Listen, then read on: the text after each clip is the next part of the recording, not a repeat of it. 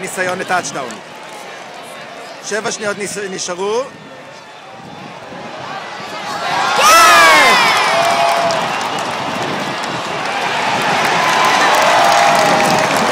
מדהים, פשוט מדהים.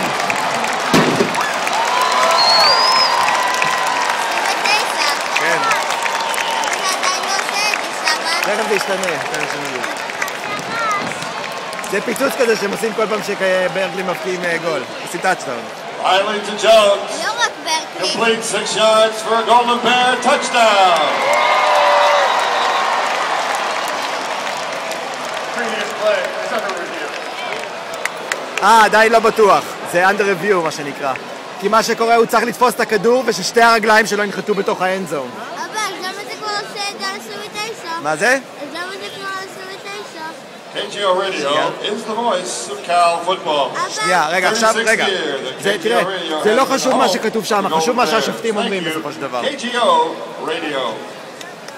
תכף נראה מה יקרה עכשיו, האם השופטים מאשרים את הטאצ'דאון או לא. מה?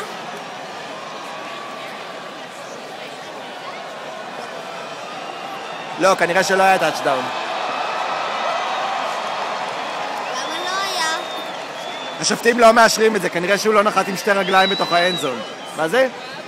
כן, גם אני ראיתי ככה, אבל המרחק הזה קצת קשה. אבל שם בזה 29 עדיין.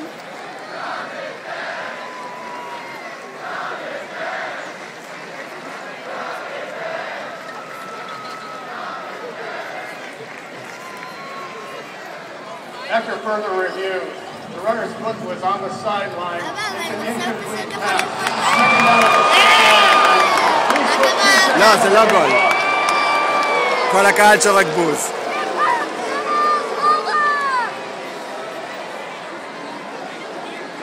אוקיי, מה הם יעשו עכשיו? אני לא יודע. כנראה שיבטו, לא? כן, אני לא יודע, אבל אם יש להם... כן, כנראה שיש להם אפשרות לבעוט. בטח זה יעשה, תראה, 2 שניות, הם עכשיו פתאום יתחילו לה... אוקיי, זה נעצר ב2 שניות, הבנתי, לכן יש להם את האפשרות עדיין, בסדר, אוקיי. Mention the hold for Tavecchio.